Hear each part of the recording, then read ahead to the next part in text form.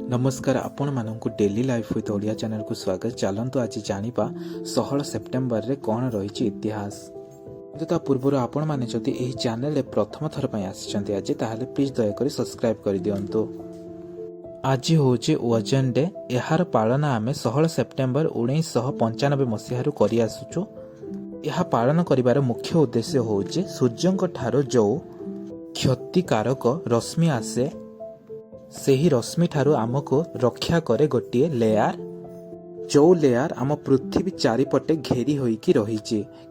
एही लेयार को आमे ओजोन लेयार कहि थाउ, किंतु मनुष्य मानक द्वारा जो प्रदूषण लागि रहिछि ताहा द्वारा एही ओजोन लेयार धीरे धीरे छिद्र हेबारे लागिछि। सेहिथि पय लोकमाननको अवगत कराइबा पय प्रति वर्ष सेप्टेम्बर 16 तारिख रे ओजोन डे पालन करा जाय थाए। सूर्य होउचंती सकल शक्तिर आधार, किंतु सूर्यंक ठारू मध्य अनेक प्रकारर विषाक्त रश्मि आसी थाए।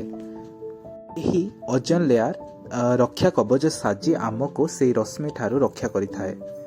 आमे समस्त शपथ नेबा आवश्यक आम चतुर्पार्श्व हो बा आम परिवेश को नष्ट करिबा नाही।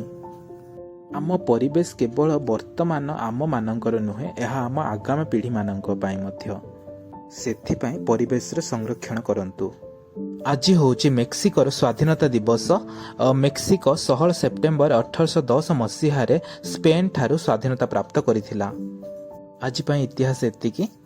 आपण मानक दिन मंगल और शुभरे कटु, यह मोर कामना। रहुची नमस्कार।